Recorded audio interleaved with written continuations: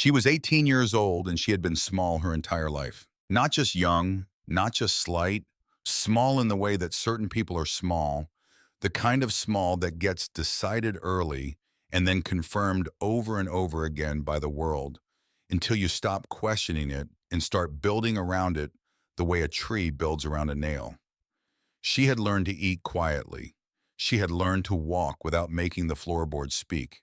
She had learned to read in the dark with a book held close to her face, close enough that the words were almost touching her nose. Using the thin orange light that came in through the gap in her curtains from the street lamp outside so that no one in the house would see the light under her door and know she was still awake.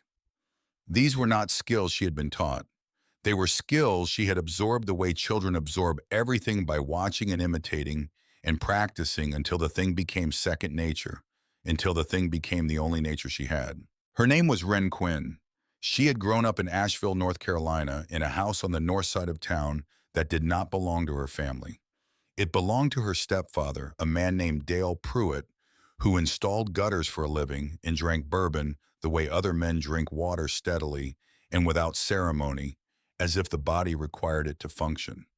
Her mother had married Dale when Wren was 7. For a while, things were fine, or at least they looked fine, which is how most difficult childhoods begin. They look fine. They look normal from the outside. And from the inside, you learn to see around the edges of normal and find what is actually there. Dale was a man of moods the way the sky is a thing of weather. On clear days, he was bearable. He made jokes that were slightly too loud and ate his dinner with the television on and left his boots in the middle of the hallway where people could trip over them and did not seem to notice or care. On cloudy days, he went quiet and quiet. With Dale was not the same as peaceful. Quiet with Dale was the pressure before a storm, the particular silence of something gathering itself. And on the worst nights, the nights when the bourbon ran out before his anger did, he became someone else entirely. Not violent, not in the way that leaves marks. More precise than that, more surgical. He had a gift for finding the thing a person cared about most, impressing on it steadily without hurry until something gave. Wren's mother, Shelby Quinn, had once wanted to be a veterinarian. She had kept a textbook on animal anatomy on the shelf above the washing machine for as long as Wren could remember. The book was old, the spine cracked, the cover soft with handling, and Shelby never opened it anymore, not that Wren ever saw. But she kept it. It sat on that shelf the way certain things sit in houses. Not because they are useful, but because getting rid of them would mean admitting something that is easier not to admit. Shelby had coped with Dale the way water copes with a dam, by finding every available edge. She moved through the house in near silence. She cooked meals that were ready exactly when Dale wanted them and cleared the table before he had finished his last bite and answered questions in as few words as possible and never contradicted him in front of anyone, including Wren. She did not look at Wren when Dale was in the room because looking at Wren meant acknowledging that Wren was there. And acknowledging that Wren was there meant acknowledging that Wren was seeing and hearing everything that was happening, and Shelby had decided somewhere along the way that not acknowledging was safer than acknowledging. It was all she had the strength for. Wren understood this. She understood it in the way that children understand things that are too complex to explain and too present to ignore. She did not blame her mother. She did not think about blame much at all. Blame requires a kind of distance from a situation, and Wren had never had distance from this one. She had only had proximity and the tools that proximity forces you to develop. She got a job at 16 at a bakery called Honey and Rye downtown on Lexington Avenue, a narrow storefront that smelled of fermented grain and hot butter and the particular sweetness of bread that has been in the oven long enough to go golden.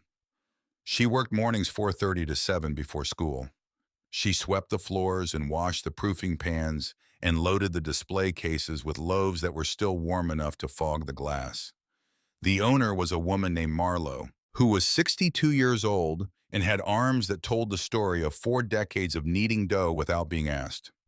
She was not soft in the way that some generous people are soft. She was hard in most of the ways that matter and soft only in the ways that count, which is a much rarer combination than it sounds. Marlowe paid Wren $9 an hour in cash. She called everyone sugar regardless of age or gender, or whether she particularly liked them, which gave the word a kind of equality that Wren found quietly comforting. She never asked why a 16-year-old was willing to show up at 4:30 in the morning without being reminded twice. Some things you don't ask because you already know the shape of the answer, and asking would only make the person you're asking have to say it out loud, which is a different thing from knowing it and a harder one. Wren saved what she could. She kept the money in a Ziploc bag inside a wool sock inside her backpack, which she took everywhere she went, including the shower. She did not trust dressers. She did not trust closets. She trusted the bag and the sock in the pack that never left her back because the pack was something she could pick up and walk out the door with. And walking out the door was something she had been rehearsing in her mind for 2 years. She had $214 when the rehearsal became real. It happened on a Thursday in February. She came home from school and found a black garbage bag on the porch. It was knotted at the top. It contained, she would discover when she opened it later, 3 pairs of jeans, 5 shirts, her toothbrush, a paperback copy of a novel she had been reading, and a photograph of herself at age 8 standing in front of a waterfall somewhere she did not recognize, wearing a red jacket and squinting into the sun. She did not know who had taken the photograph. She did not know when. She kept it because it was the only photograph of herself she owned. The front door was locked. Dale's truck was in the driveway. She could hear the television through the walls, a game show the kind with a studio audience that applauds on cue, the sound rising and falling in waves. She stood on the porch for approximately 3 minutes. She looked at the garbage bag. She looked at the locked door. She looked at the truck. Then she picked up the garbage bag and walked to the bus stop and took the bus downtown to Honey and Rye. Marlo was still there, wiping down the display cases at the end of the day, moving the cloth in slow circular sweeps with the focused attention of someone who has done the same task 10,000 times and still does it properly. She looked up when Wren came in. She looked at Wren. She looked at the garbage bag. She looked back at Wren. She said, "Sit down, sugar. I'll make you some toast." Wren sat at the small wooden table in the back of the bakery, the one where Marlo ate her own meals and did her bookkeeping on Tuesday afternoons, and sometimes fell asleep over her coffee in the early evenings when the bread was in its final rise. Marlo made toast, thick slices of the sourdough miche with a crust that shattered when you bit through it. And she put out a crock of salted butter and a jar of raspberry jam and a glass of whole milk that was cold enough to leave condensation on the outside of the glass. Wren ate. She had not eaten since 6 that morning. While Wren ate, Marlo made phone calls from the landline behind the counter. Wren could not hear what was being said. She could only hear the tone, calm and direct, and not particularly interested in being argued with. She ate the toast and drank the milk and felt something in her chest that she did not have a name for, something that was not quite relief and not quite safety, but was in the territory of both. The way a road sign is not yet the destination, but at least tells you the destination exists. When Wren finished eating, she sat with her hands wrapped around the empty glass and looked at the surface of the table, which was scarred with years of use and had a burn mark near one corner in the shape of a crescent from where someone had set down a hot pan without thinking. And then she looked up, because there was something on the counter near the phone. A notepad, the kind with a thin cardboard back, and on the top sheet there were several lines in Marlo's handwriting. Names, phone numbers, and something else, a date circled twice. The date was 2 days before today. Wren looked at it for a moment without speaking. She looked at Marlo, who was still on the phone with her back partly turned. She looked at the notepad again. She could not read all of it from where she sat, but she could read enough. She could read the words "the girl" and "somewhere safe," and the date, which was 2 days ago, which was 2 days before she came home to find a garbage bag on the porch of a locked house. She sat with that for a moment. Her mother had known. Shelby had known what was coming, and she had not warned Wren, and she had not stopped it. What she had done instead was call Marlo, 2 days before, to ask if there was somewhere safe for the girl to land. Wren set down the empty glass. She folded her hands in her lap. She thought about her mother in that house, moving through it like a shadow, finding every available edge, keeping the anatomy textbook on the shelf above the washing machine, Because some things you keep even when they no longer serve any purpose, except to remind you of who you used to be. She thought about what it costs a person to become invisible, the specific kind of courage it takes to survive by disappearing.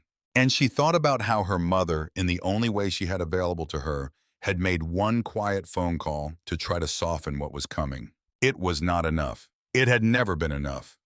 But it was what Shelby had. Wren did not say anything about it. Not that night. Not to Marlowe. She simply reached into the pocket of her jacket and found the Ziploc bag and the sock in the front pocket of her backpack, and she counted out $10 and she set it on the table.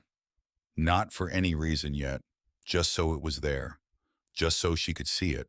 Marlowe came off the phone and leaned against the counter with her arms folded and looked at Wren with the expression of someone who has seen a great deal and is not surprised by most of it, but still takes it seriously when it matters. "My cousin Harlan owns a property," she said. She used his name in full the way people use names when they want to be precise. "Up in Madison County, past Hot Springs, way back up in the mountains. Old grist mill on a creek, stone building, 2 floors. Been empty since the 60s. He's been trying to sell it for going on 15 years. Nobody wants it. Too far from the road. Too much work. Too much everything." She paused. "The county put it up for tax sale a few years back. $10. Nobody bid." She let that sit for a moment. "You want it." Wren looked at her. "I have $214, she said.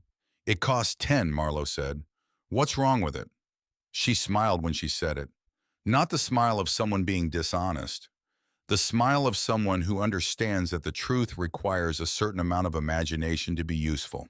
"The roof leaks, the water wheel is broken, there's no electricity, no water hookup, no maintained road past the last mile. The trail in is 2 miles along the creek. The county tried to have it demolished in 2008 and again in 2015. Both times the contractors said it wasn't worth hauling equipment that far into the woods, so it's still standing." She paused again. "The stones are solid, the creek is clean, and nobody will bother you out there." Another pause shorter. "Nobody will bother you."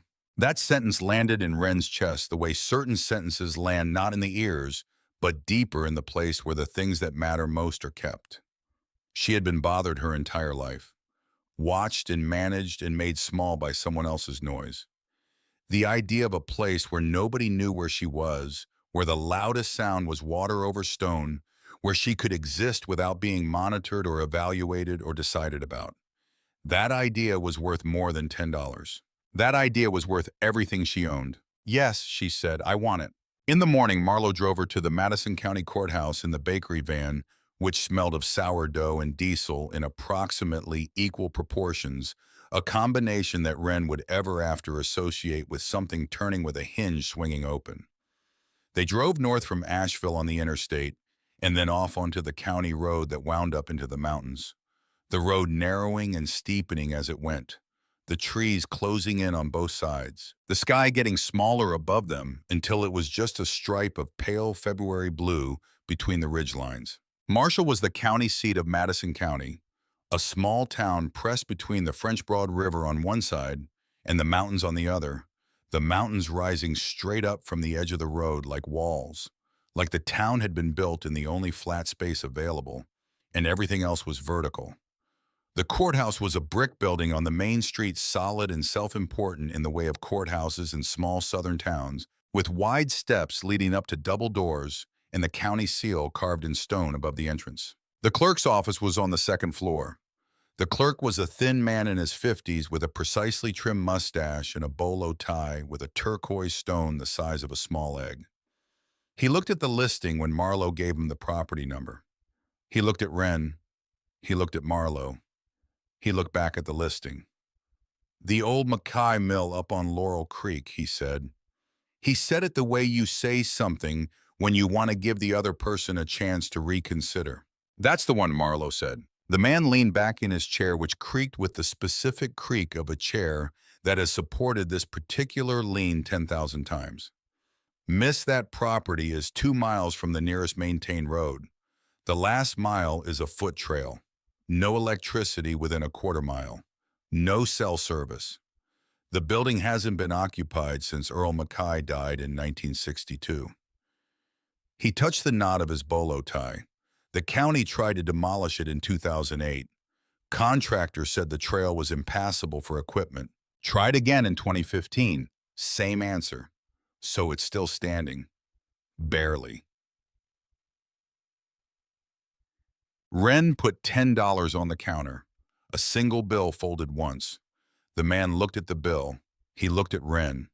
Something moved across his face, something that was not quite admiration and not quite concern, but occupied the space between them. He picked up a pen. "You'll need to sign here," he said. "An initial here, and here." Wren signed, she initialed. She took the paperwork he handed her and folded it and put it in the front pocket of her backpack in the same place where she kept the Ziploc bag and the sock, because the paperwork was now something she could not afford to lose. She owned a building. She owned a building she had never seen for $10 on a February morning when she had nowhere else to go, and the feeling that accompanied this fact was not triumph and was not quite hope. It was something more functional than either of those things. It was the feeling of a floor under your feet after a long time of not being sure there was one. Marlowe drove her back north past Marshall and up the county road, and then onto a gravel Forest Service road that climbed through second-growth forest for several miles before ending at a small turnaround with a wooden trailhead sign that said Laurel Creek Trail, and below that a distance marker that had been pried off at some point, leaving only the bracket and two rust stains where the screws had been. She parked the van and got out and pressed a paper bag into Wren's hands without ceremony. Bread and cheese and 2 apples and a folded $20 bill tucked between the slices of bread. "You call me when you get to Hot Springs," Marlowe said. "Payphone at the gas station on the main road. I'll answer." She held Wren by the shoulders for a moment, not long, just long enough for it to register. Then she got back in the van and turned it around on the gravel and drove back down the mountain, and Wren stood at the trailhead with the paper bag under her arm and watched the van go until it disappeared around the first curve, and there was nothing left of it but the thin smell of diesel in the cold air. Then she turned and faced the trail. It followed the creek, Laurel Creek, north and east, and steadily uphill, winding through a forest that grew thicker and taller the farther she walked. Tulip poplars bare in February, their trunks tall and straight as columns, the bark pale gray and deeply furrowed. Eastern hemlocks with their short, flat needles and their drooping branch tips dark green. Even in winter, the kind of tree that makes you feel underground even when you're not. Rhododendron thickets along the creek banks so dense they form tunnels. Their broad evergreen leaves curled tight against the cold, the color of old bottle glass. The creek ran on her right, running fast over a bed of rounded stones. The water so clear she could see every pebble on the bottom in the places where it ran shallow, the stones in shades of gray and brown and rust red. Some of them furred with green algae, some of them bare and smooth from years of current. The sound of it was constant, a low, continuous voice that filled the spaces between things, that made the silence around it feel not empty but full. The trail was packed earth narrow, the surface irregular with exposed roots and rocks, worn smooth by weather and foot traffic. She had not walked a trail like this in years. She had not, she realized, walked anywhere with nowhere to be in a long time. Walking with somewhere to be is one thing. Walking with nowhere to be except the place you're walking toward is different. The body knows the difference. The body relaxes in ways it doesn't know it was braced against. She walked for 40 minutes.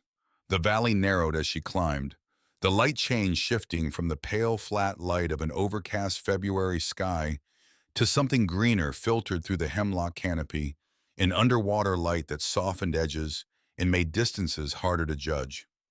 She passed a small waterfall, maybe 6 feet high, the water dropping over a shelf of dark metamorphic rock into a pool below. The surface of the pool broken into 1,000 small moving circles where the falling water hit. She stopped and looked at it for a moment. She had not stopped to look at anything in a long time.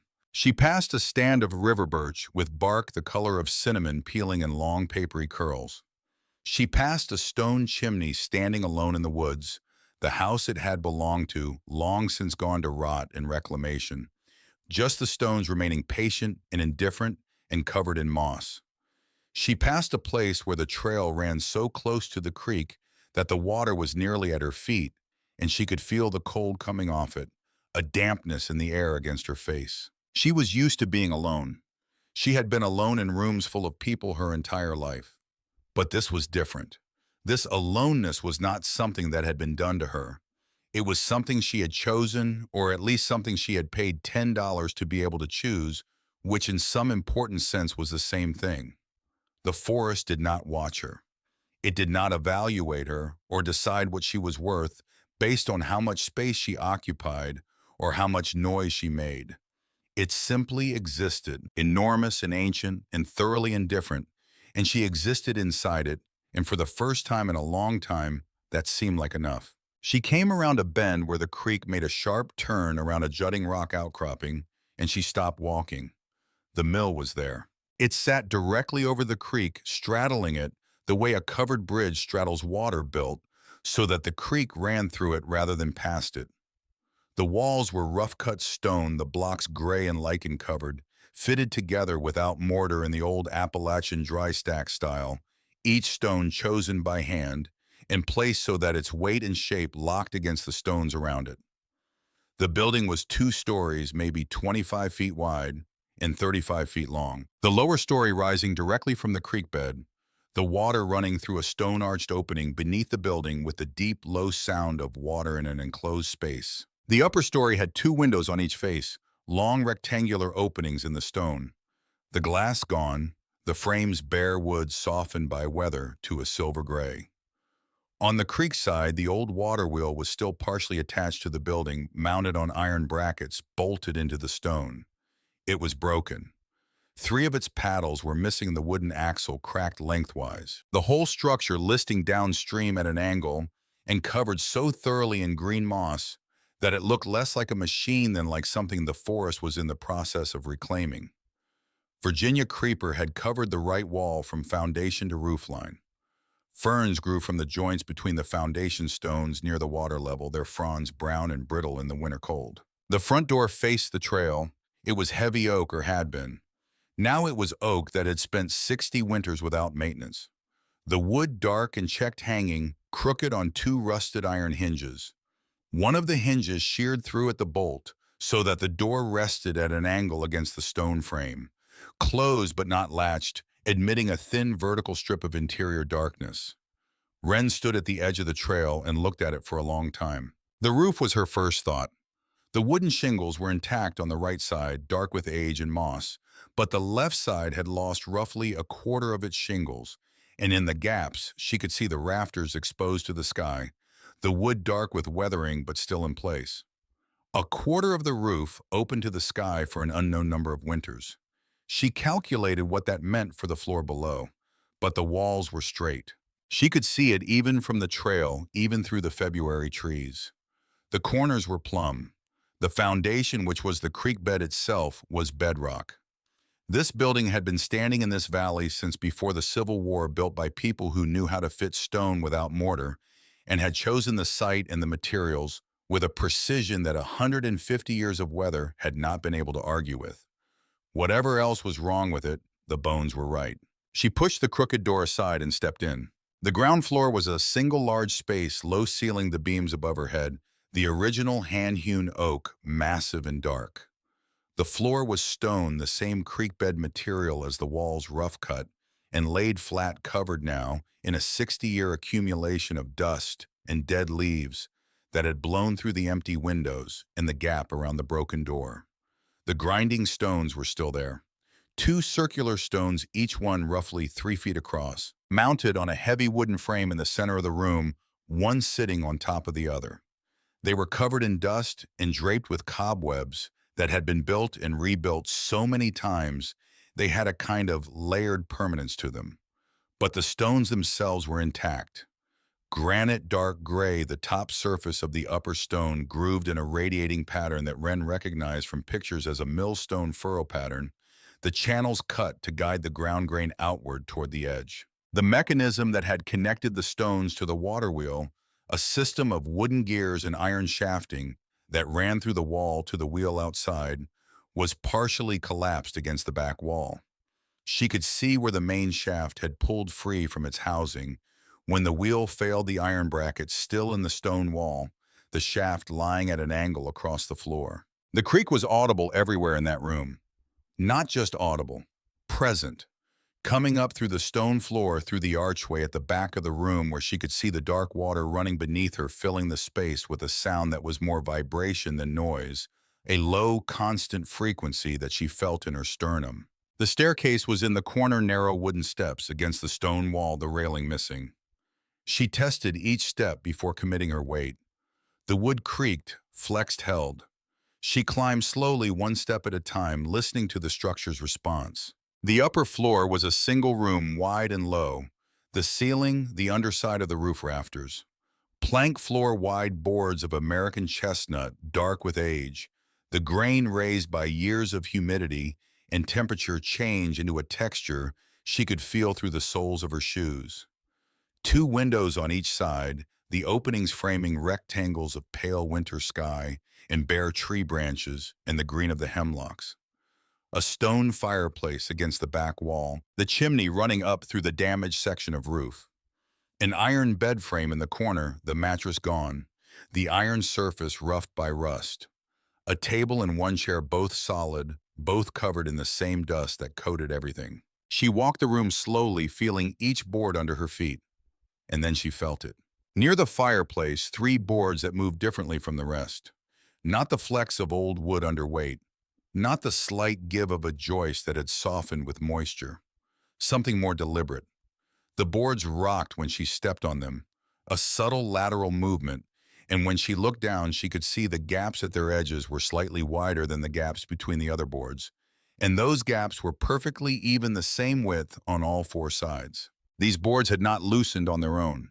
They had been set down, lifted and replaced carefully by someone who knew what they were doing and wanted the next person to be able to do the same. Wren knelt on the stone floor beside the loose boards.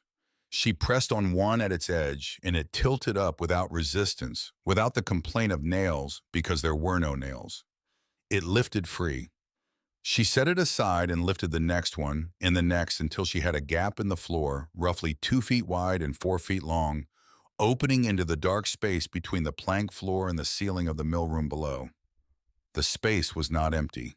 In it, visible in the flat gray light that came through the windows, was a wooden crate. Rough-sawn lumber hand-built, the joints nailed and then nailed again. Rope handles on the two short ends, the rope thick and stiff.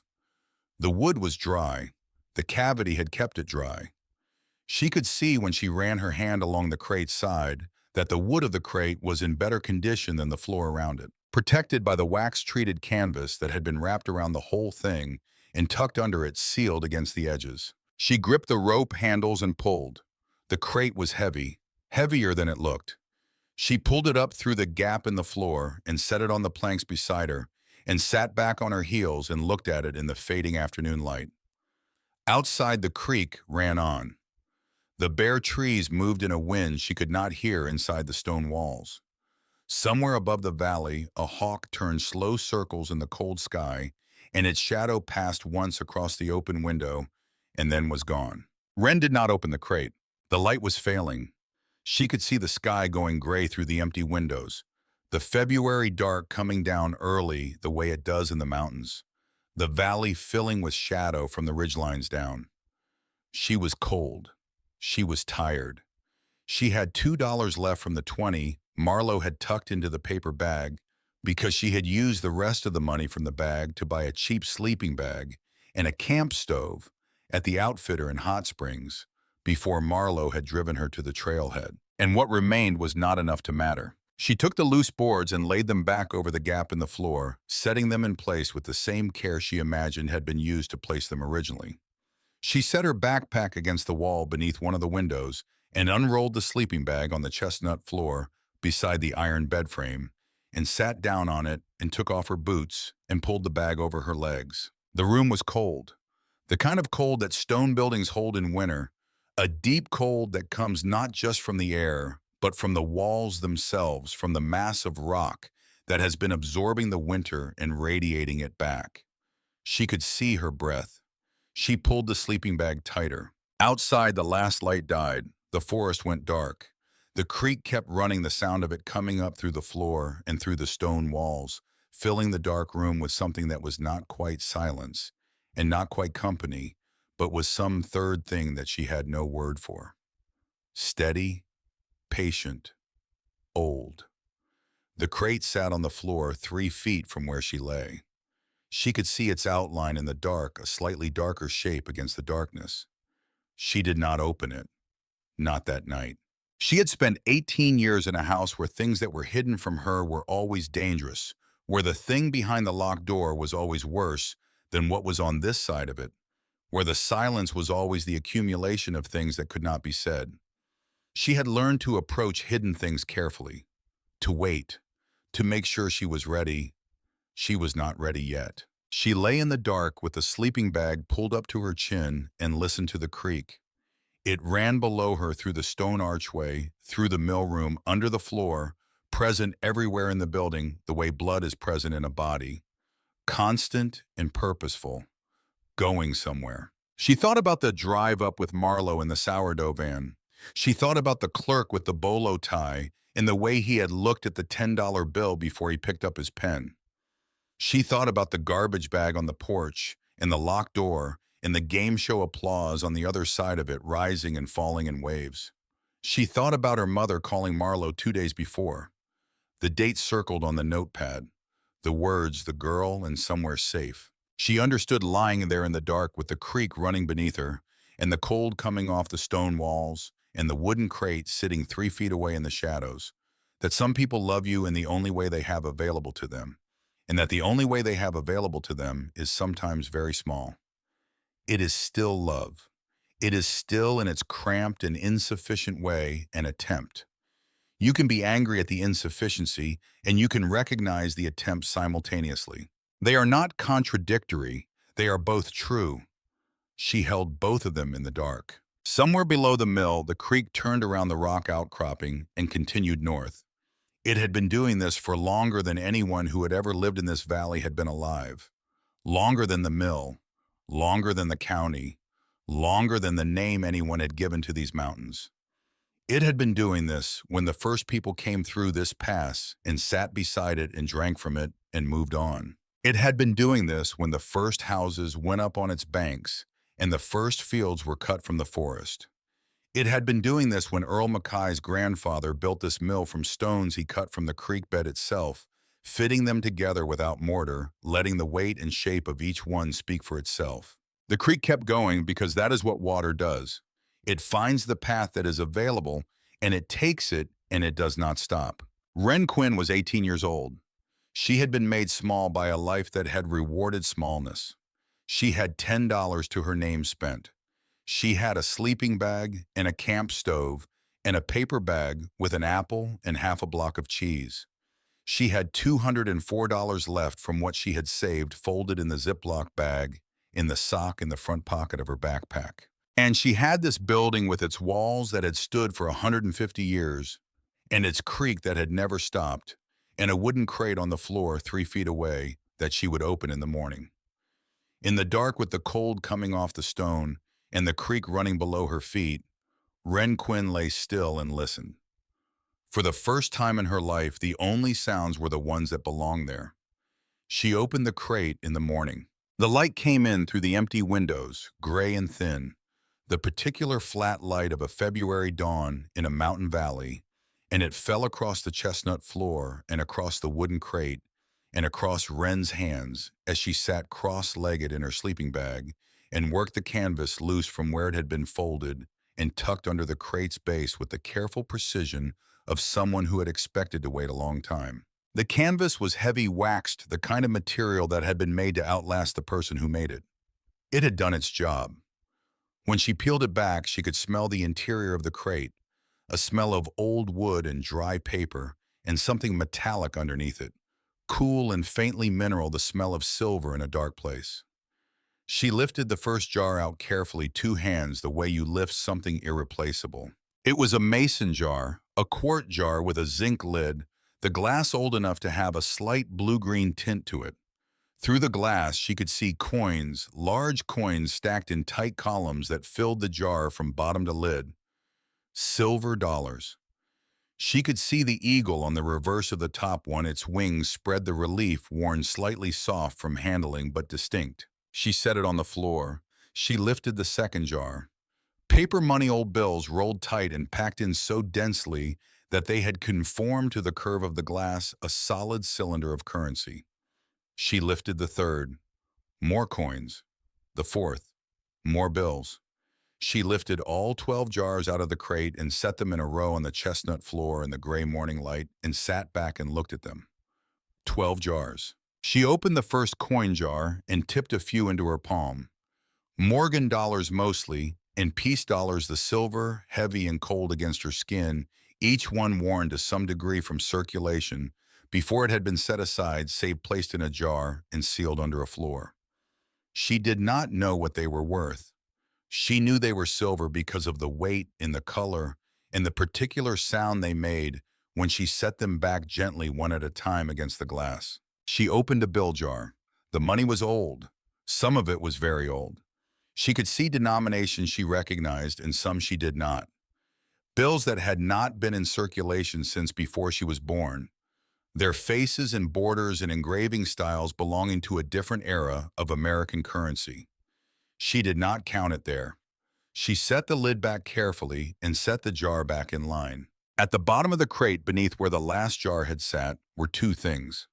A leather pouch, small the leather dark with age, tied with a piece of cotton twine that had stiffened but not rotted. And beside it, wrapped separately in a square of the same wax canvas that had protected the jars, a small iron tool she did not recognize at first, a chisel-like instrument with a narrow beveled blade and a handle worn smooth from years of gripping. She turned it in her hands without knowing its name or its purpose. She set it carefully on the floor beside the leather pouch. She would not know what it was until months later when she needed it. But she kept it because it had been kept and because Earl Mackay had wrapped it with the same care he had wrapped everything else, and that meant it mattered. She worked the knot on the leather pouch loose and opened it and took out a folded piece of paper folded 3 times, the creases sharp and precise in the way of someone who folds carefully because they want things to last. She unfolded it. The paper was dry, lighter than she expected, the kind of paper that has given up its moisture so thoroughly that it has become something closer to cloth than wood pulp. The writing was in pencil, a careful hand, the letters formed with the deliberateness of someone who had not written often, but took it seriously when they did. My name is Earl Mackay. I have run this mill since 1921. My father ran it before me since 1889. My grandfather built it in 1871 with stones he cut from the creek bed. This money is what I have earned and saved over 40 years of milling corn and wheat for the people of this valley. I put it here because banks are for flatlanders, and I am not a flatlander. If you are reading this, you have found my mill and you have found my savings. Use them to keep the mill standing. The stones are good. The creek is clean. The wheel can be fixed. A mill is a useful thing. A place that turns grain into flour is a place that feeds people. As long as it stands, someone will be fed.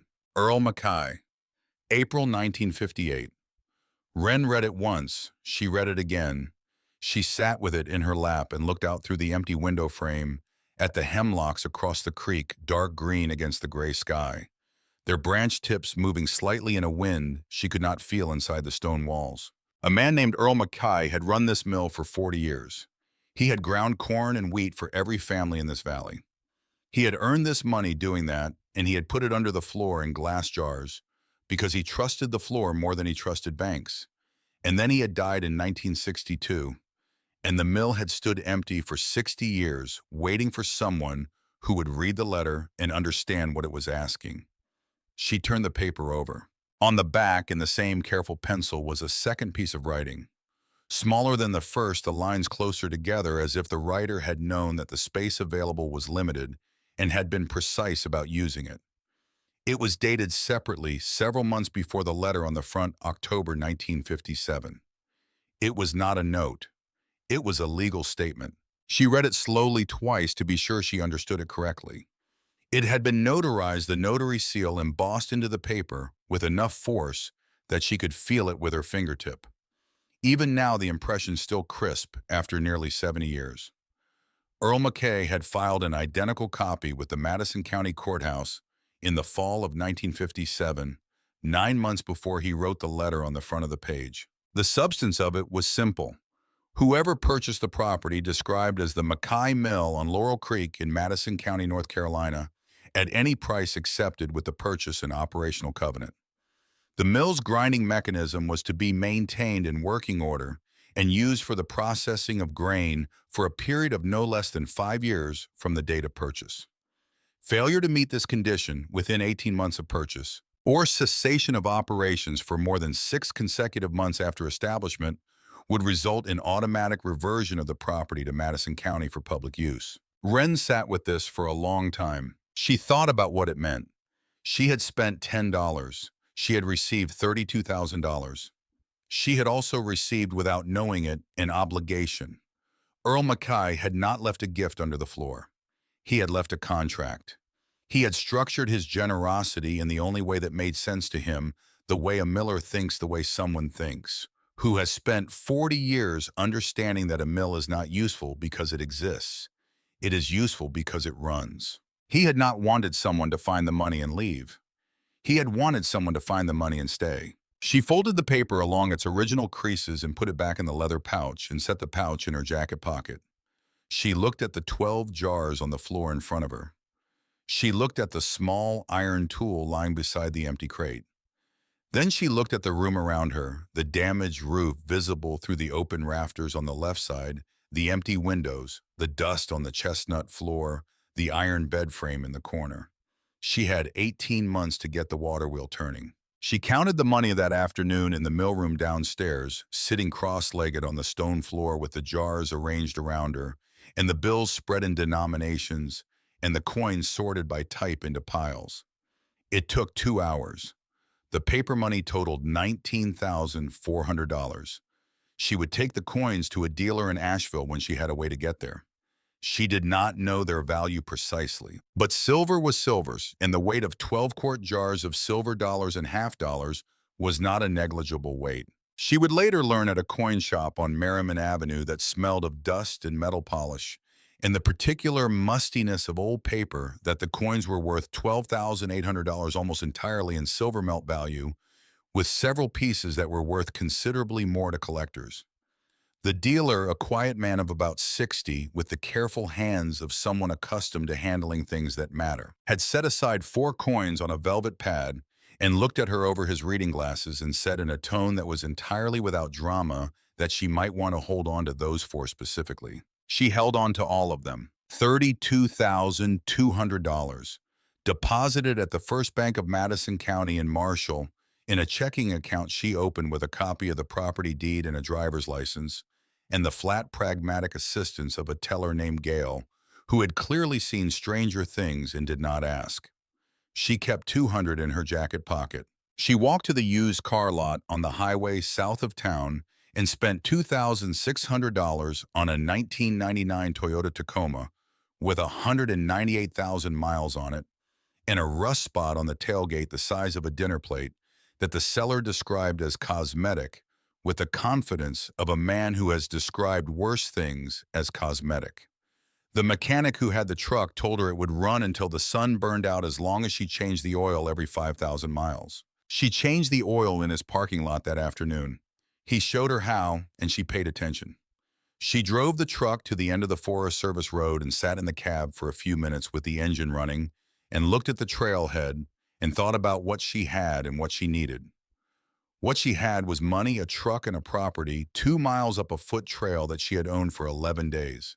What she needed was a roof. She could not do anything else until she had a roof. Not a floor, not windows, not water or power or any of the 10 other things that were wrong with the building. A building without a roof is not a building waiting to be fixed. It is a building in the process of becoming the forest.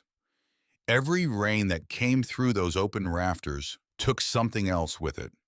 Every freeze and thaw worked at the joists and the subfloor and the wall plates. The roof was not the first project because it was the easiest. It was the first project because without it, there were no other projects. She bought shingles and roofing felt in framing lumber at the building supply in Marshall, loading the truck bed in the parking lot with the help of a yard worker who did not ask why she was buying these materials in February and who helped her strap the load down with cargo straps without being asked. She drove to the trailhead. She looked at the load in the truck bed. She had never carried 50 pounds 2 miles on her back. She had never not done something that needed to be done. She divided the load.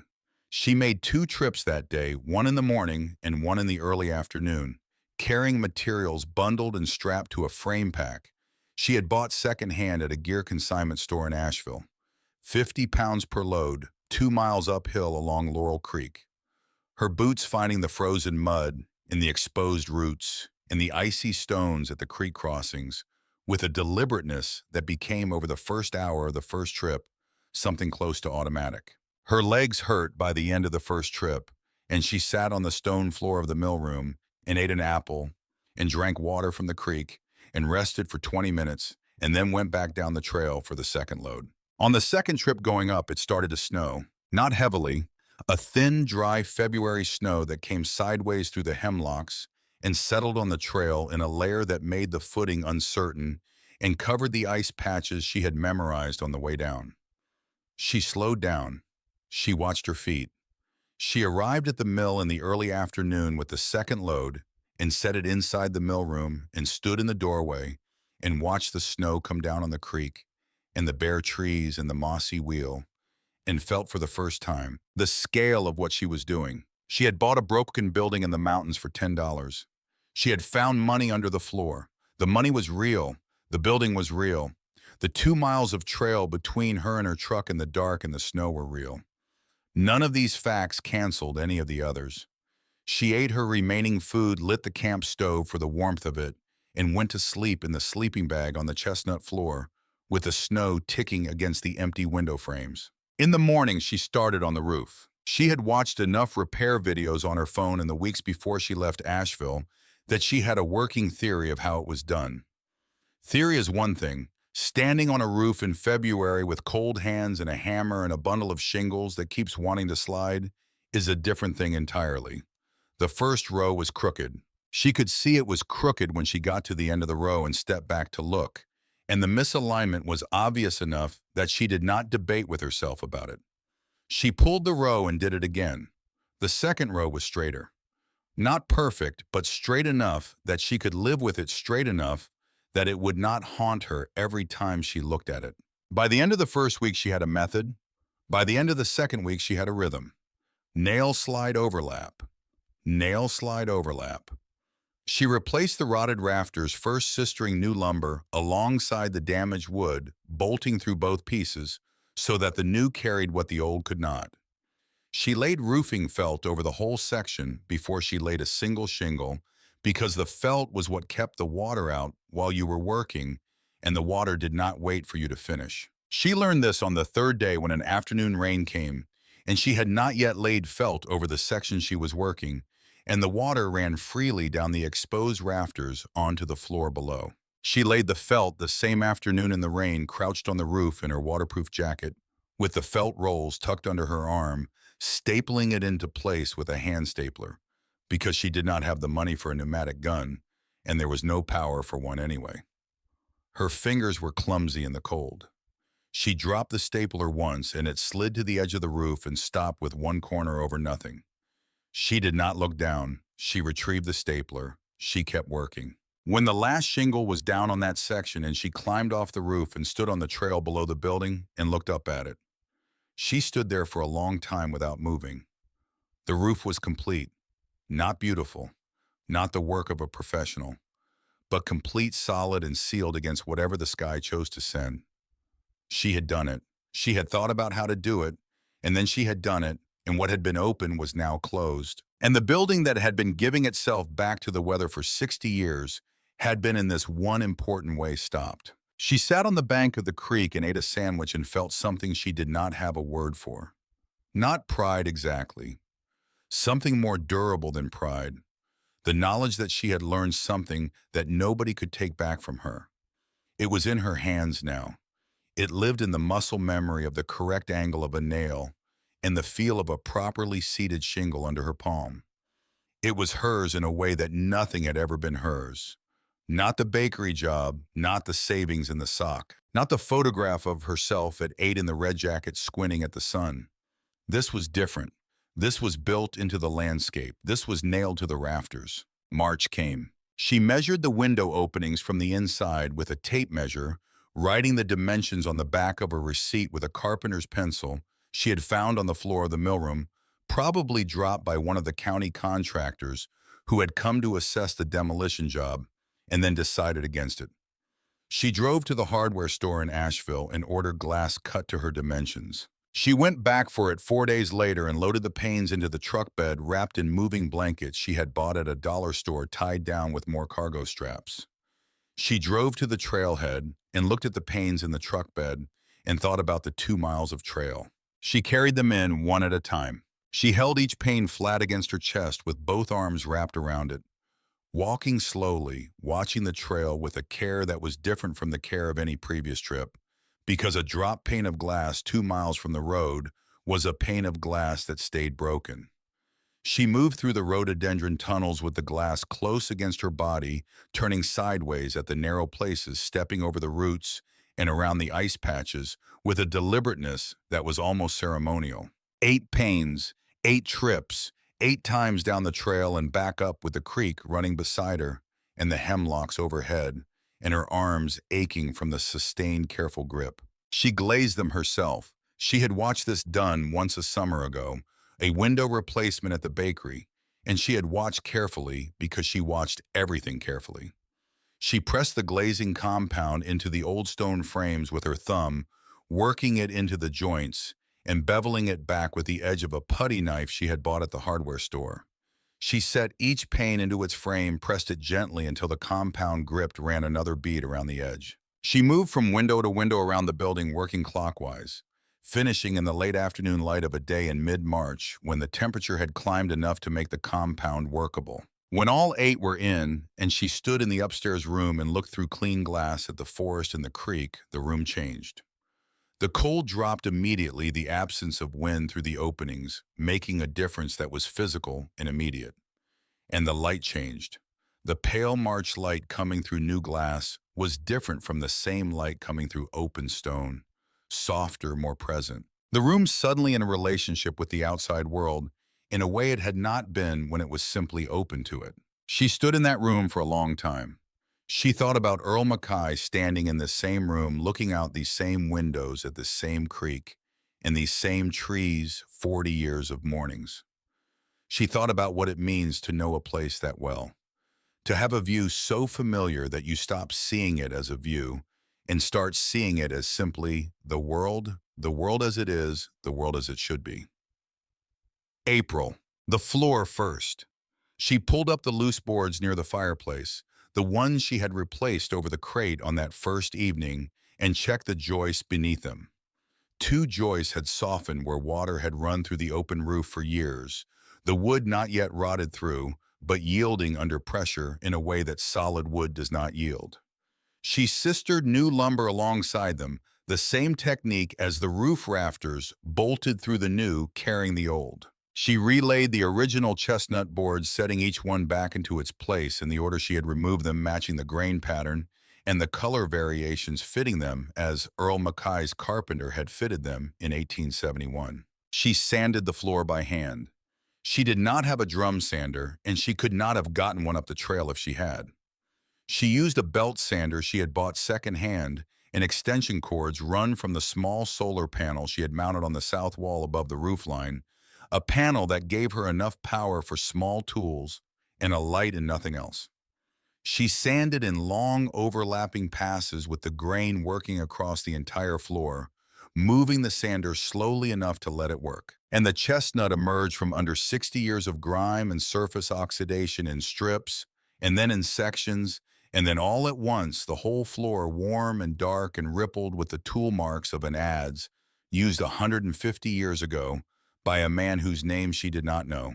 The fireplace was next. She cleaned it by hand lying on her back and reaching up into the firebox with a wire brush taped to a long branch she had cut from a sapling on the creek bank, working the brush in circular strokes against the chimney walls until the sound changed from the grinding of metal on creosote to the cleaner scrape of metal on stone.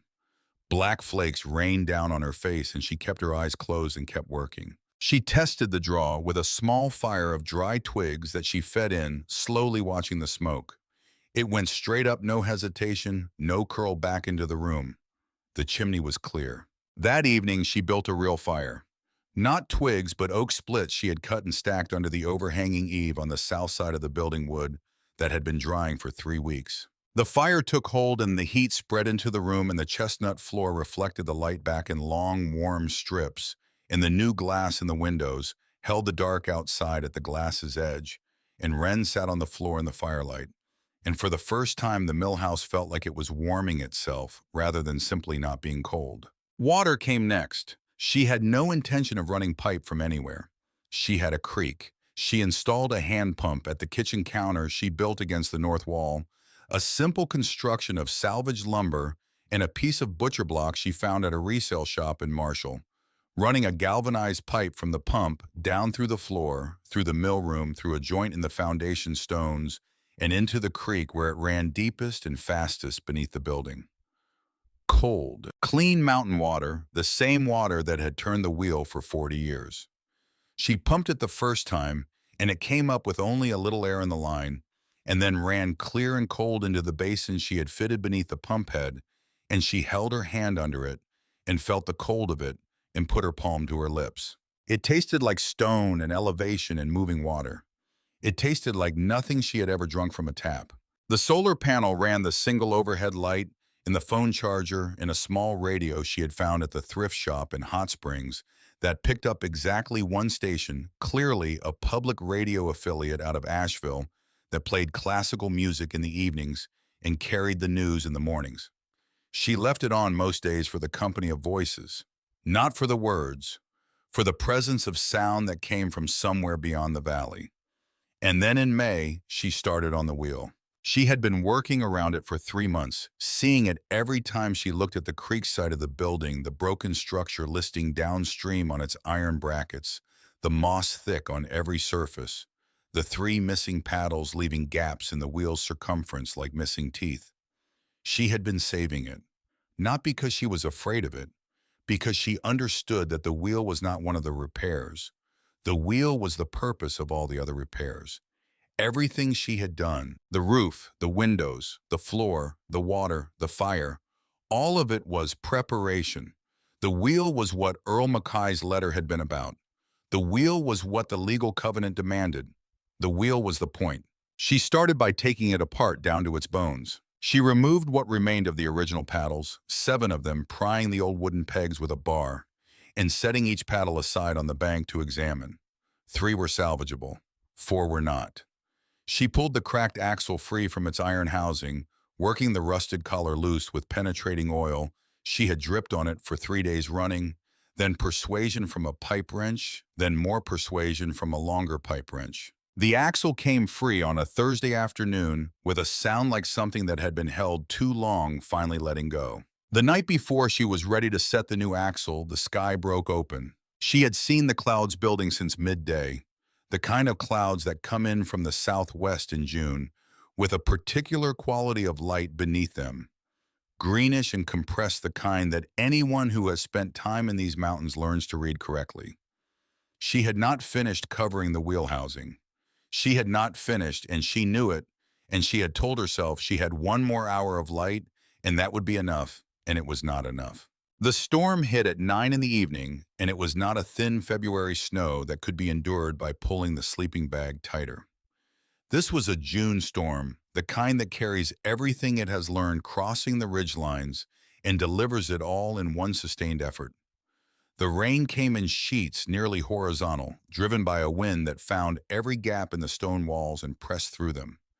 She heard it in the first 10 minutes, the sound she had been dreading for the past 3 days of work, a tearing from the wheel, housing one of the cover boards she had fitted over the axle bracket, pulling free and clattering against the stone wall of the building. She went out in it. She did not make a decision to go out in it. She was pulling on her jacket before she had finished thinking about it because the bracket needed to be covered, and the rain was not going to stop because she asked it to.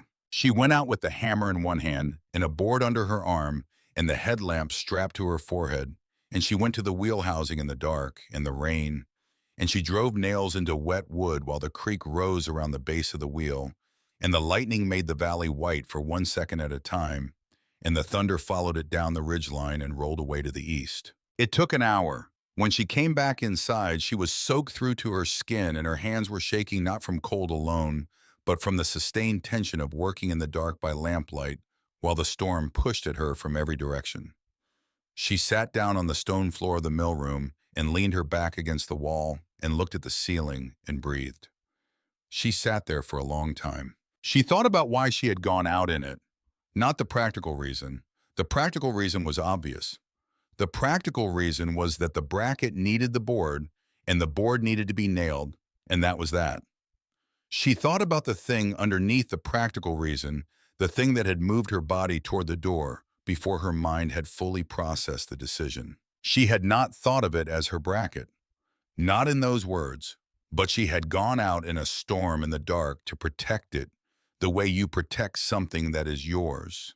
Not because you own the paperwork, but because you have put enough of yourself into it that the line between the thing and you has become unclear.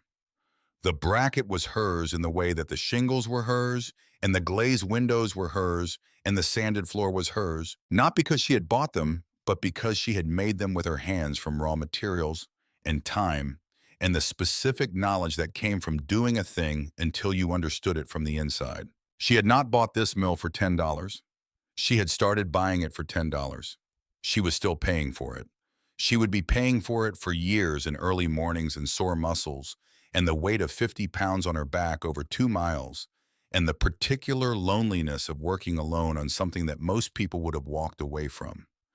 And that was not a problem. That was not a burden. That was the exact thing Earl Mackay's letter had been pointing at when it said, "Use this to keep the mill standing because keeping a thing standing is not a single act. It is a practice.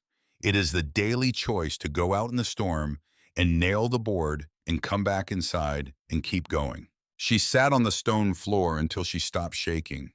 Then she went upstairs and changed her clothes and got into bed and listened to the storm moving east up the valley, its sound diminishing as it went, the rain slowing the creek settling back into its normal register beneath the floor. She lay in the dark and listened to the water under her and felt for the first time in 5 months of working alone, entirely certain that she was in the right place, doing the right thing. In the morning, the axle bracket was dry. The board she had nailed in the rain was solid. The wheel was ready. She had felled 2 trees for the wheel project. A white oak on the hillside above the mill, straight-grained and sound for the new paddles. A black locust from the woods across the creek, the straightest locust she had found after 2 days of looking for the new axle. Locust for the axle because locust is the hardest, heaviest, most rot-resistant wood in the Appalachian forest. The wood that old-timers used for fence posts that would outlast the fence, and for mill components that needed to handle water and weight and time without giving. She had been working on the paddles for a week, shaping them with a draw knife she had bought at an antique shop in Marshall from a man who had used it himself for years, and ran his thumb along the blade before he handed it over as if passing on something personal. The draw knife pulled long curls of white oak off the blank, with each pass the wood pale and fragrant, and she worked with the grain following the wood's direction, taking the shape that was already there, rather than imposing one. 8 paddles, each one shaped to match the original dimensions she had measured from the surviving members mortised at both ends to fit the wheel's rim and hub. It was on a Tuesday in late May that Harlan came. She had heard of him from Marlowe, who had mentioned a farmer in the valley who had known Earl Mackay's family, and who grew heirloom corn on a small operation 3 miles downstream. She had not gone looking for him. She had assumed that if anyone wanted to find her, they would find her the way everyone found everything up here by walking. She was coming down the trail with an empty pack frame on her way to the truck for another load of materials when she saw him on the trail ahead of her. He was a large man, not tall but wide through the shoulders, with a face that had been outside for 70 years and showed every one of them. He wore canvas work pants and a canvas jacket, and a wool cap and lace-up boots that had been resoled at least twice. He was moving up the trail toward her with the unhurried stride of someone who covers this ground regularly and does not need to prove anything about it. He stopped when he reached her. He looked at her. He looked at the empty pack frame. He looked back at her. He did not say anything. He looked at her the way that certain men of a certain age and experience look at things they are evaluating, not unkindly, but without any performance of kindness either. Pure assessment, taking in the empty frame and the calluses on her hands, and the way she stood on the trail, and the fact that she was coming down from the direction of the mill. Then he nodded once and stepped to the side of the trail and let her pass. She passed him and kept walking and did not look back. The next morning, when she came out of the mill to start work on the wheel hub, there was a piece of wood on the trail where it met the mill's front step.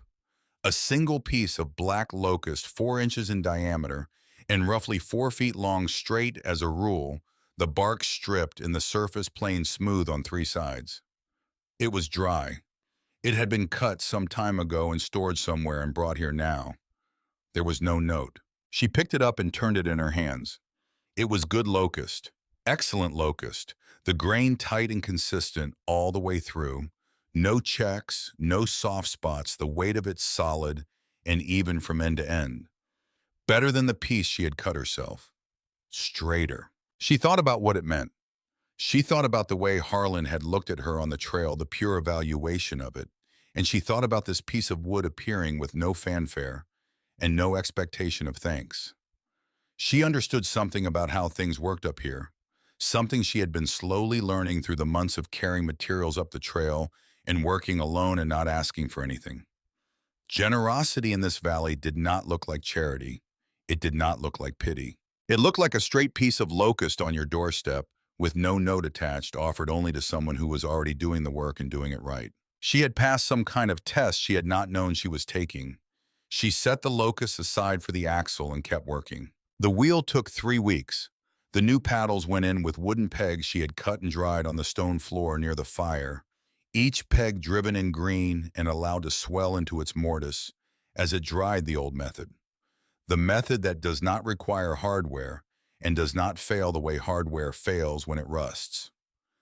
The axle she turned with the help of a makeshift arrangement involving her truck's winch and a sharpened bolt shaping it by stages, turning and checking, turning and checking, until the diameter was consistent within the tolerance she needed. She set the axle in its iron housing on a Thursday evening in mid-June. She refitted the wheel to the axle, aligning it on the brackets until the wheel ran true in the plane of its rotation without wobble. She reconnected the drive shaft from the axle through the wall to the gear assembly in the mill room, replacing worn wooden gear teeth with new ones she had carved from hard maple, fitting each one and testing the mesh before moving to the next. On the last day of June, she was ready to open the sluice gate. She stood in the mill room with her hand on the iron lever that controlled the gate. The creek was running well higher than usual from recent rain, the sound of it in the archway below her feet loud and present. The gear assembly had been oiled, the millstones were clean, the axle was true, the paddles were set. She pulled the lever. She heard the water before she felt it, the sound of the flow changing as the gate opened and the water found the new channel she had cut into the stone lip above the wheel. Then the wheel moved. One paddle dipped. The weight of the water on it pulled it down and around, and the next paddle came to meet the flow. Slowly at first, a slow creak of wood and iron waking from a long stillness, the whole structure groaning with the effort of motion after 60 years without it. Then faster. The wheel found its rhythm. The axle turned. The drive shaft turned. The gears engaged the mesh she had tested by hand, now turning under real load. And then the stone above began to move. The sound of the upper millstone rotating on the lower was something she felt before she heard it clearly.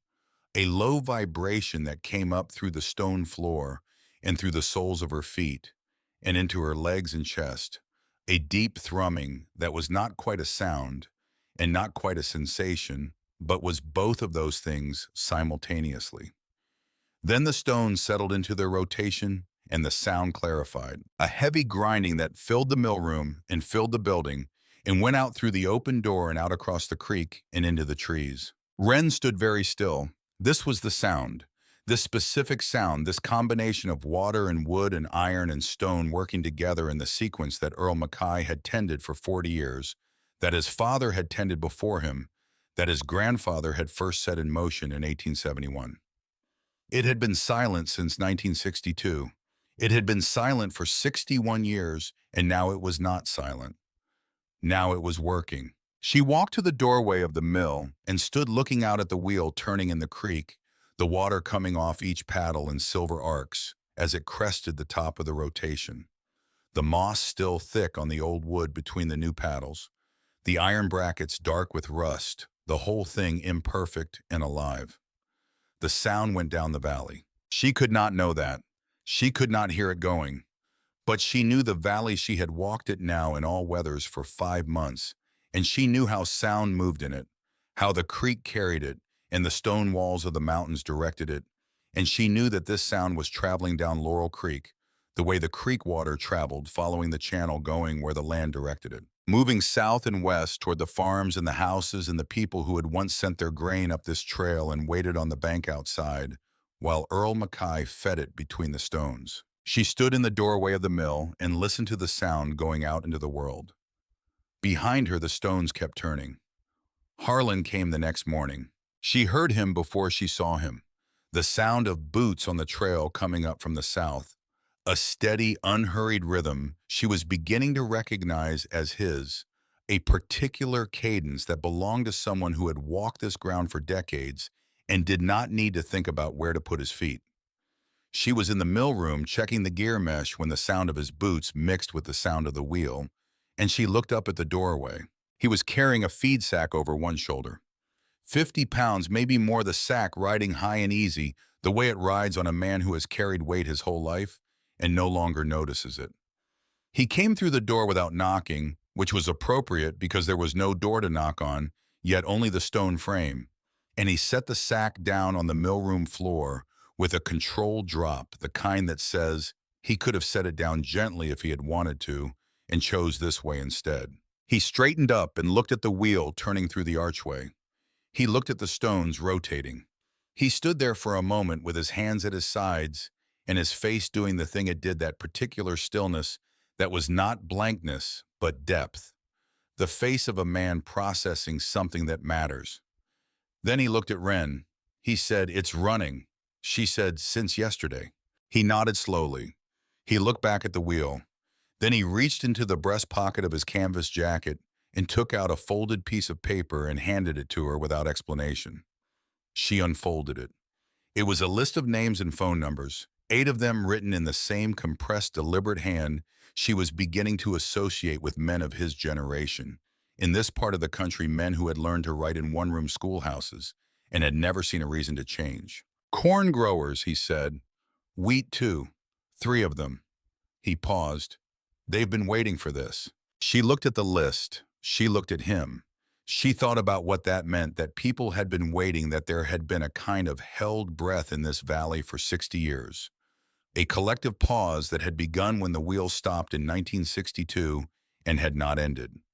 Not because the valley needed a mill specifically, not in the way it had once needed one, not out of necessity in the old agricultural sense, but because some things in a place are not about necessity. Some things are about the fact that when they are present, the place is itself, and when they are absent, the place is something less than itself, something that does not quite know what it is. The mill had been that kind of thing. "I'll call them," she said. He nodded once. He looked at the sack on the floor. Heirloom blue corn, grown it for 30 years. Earl Mackay was the last one who could grind it right. He picked up the sack and set it beside the millstones with a precision that was almost ceremonial. "Take your share of the flour for the grinding," same as he did. He walked back out the door and down the trail. She stood in the mill room in the sound of the turning stones and looked at the sack of blue corn and felt something that was too large and too quiet to name. She called the numbers on the list from the payphone at the gas station in Hot Springs, driving down on a Tuesday morning with the windows open because the first real heat of summer was in the valley, now the air thick and green and full of the smell of growing things.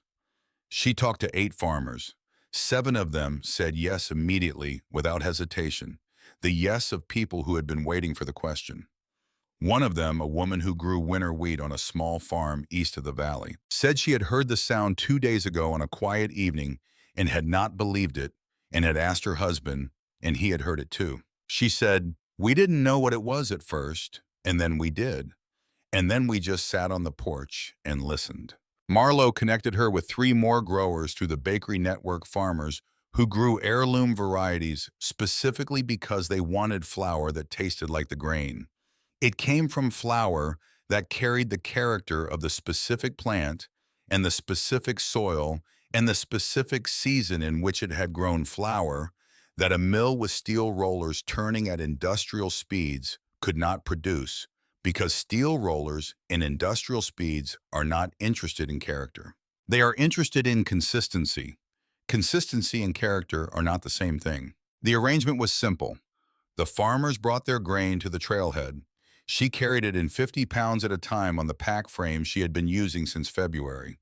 She ground it between Earl Mackay's stones, which had been doing this since 1871, and remembered how.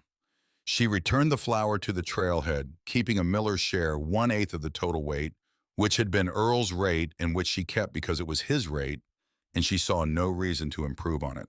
The flour went to Honey and Rye in Asheville and to 3 other bakeries Marlowe had identified, and it sold every week, all of it. $6 a pound for stone-ground heirloom flour. The kind of flour that the bread world had been rediscovering for 20 years and paying for accordingly. The kind of flour that tasted like something instead of nothing. She did the arithmetic. She did not need to do very much of it to understand that she was not going to have financial problems. What she had instead was a schedule. The farmers came to the trailhead on specific days. She carried the grain up, ran the mill, carried the flour down.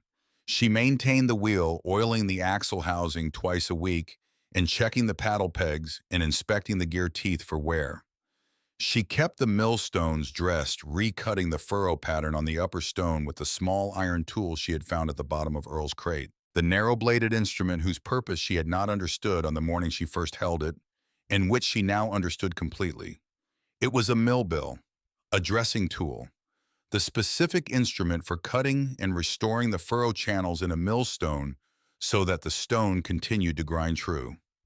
Earl Mackay had used it for 40 years to maintain the same surface she was now maintaining.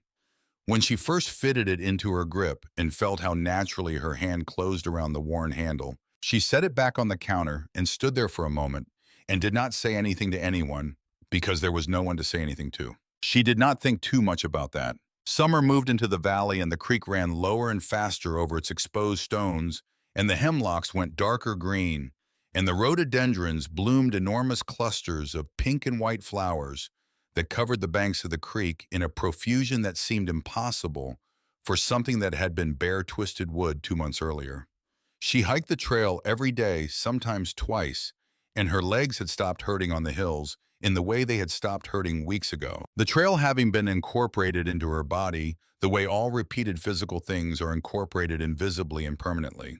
Harlan came back twice a week.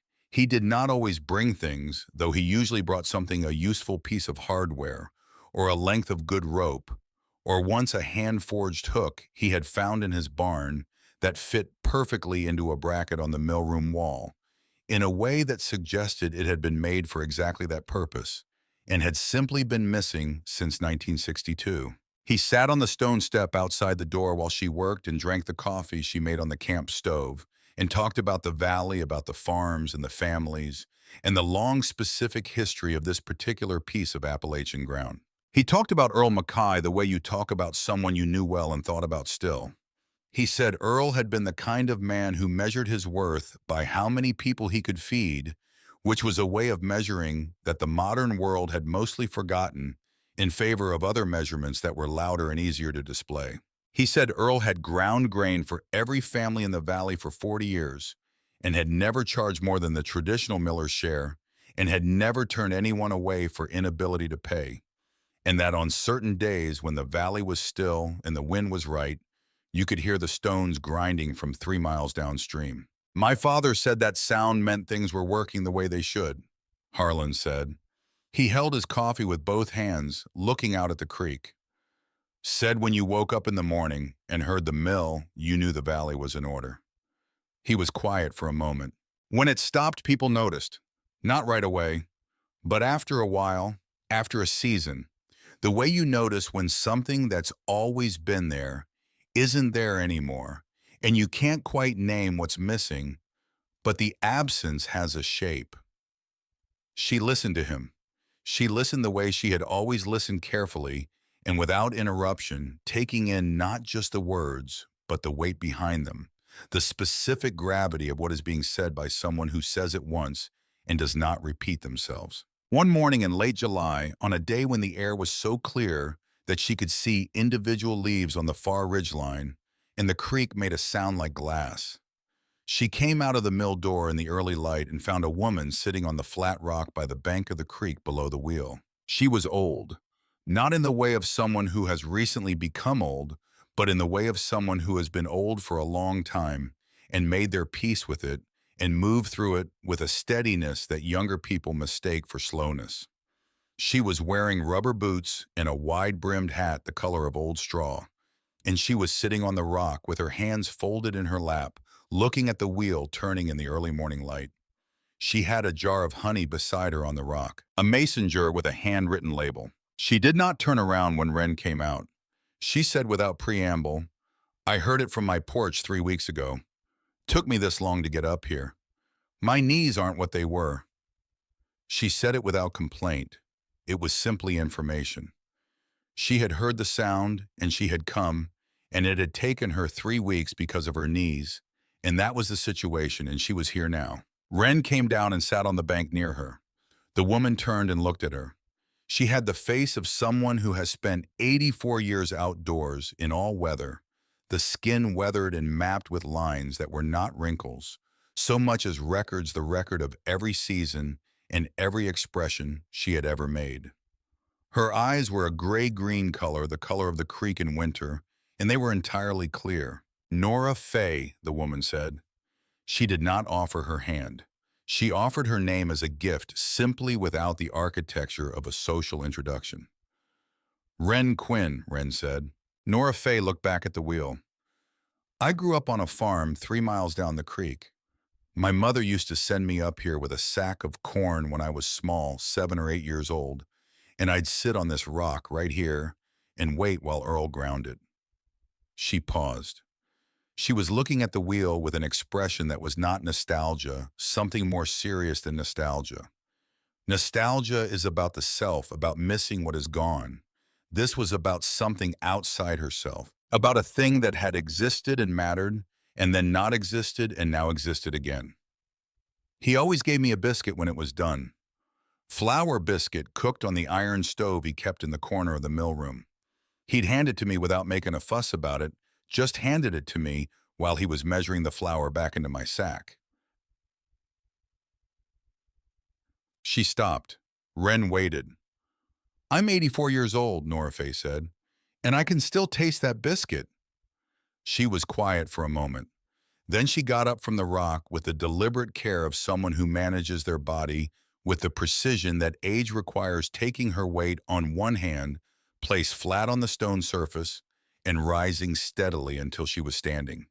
She picked up the honey jar and held it out. "Sour wood," she said, "from my hives. The bees work the sour wood on the south slope. Been doing it for 30 years. Same hives, mostly." Wren took the jar. Nora Fay walked to the mill door and went inside without asking.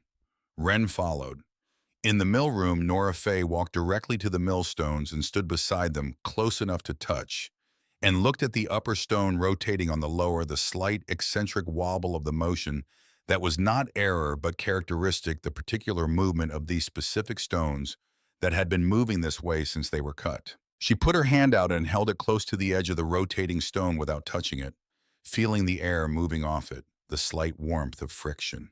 Then she placed her palm flat on the stone. She did not flinch. She held her palm against the moving granite and felt the vibration of it, the deep, sustained frequency of stone grinding on stone with the weight of the mechanism above it. And she closed her eyes and stood that way for a long time, long enough that Wren became conscious of her own breathing in the room and tried to quiet it. When Nora Faye opened her eyes, they were wet. She did not seem surprised by this. She did not apologize for it, or explain it, or move to address it.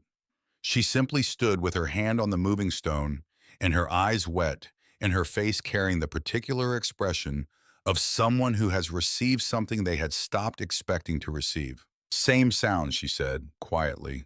Not to Wren particularly, more to the room, to the stones, to whatever presence she felt in a place that had held a specific sound for 100 years and given it back.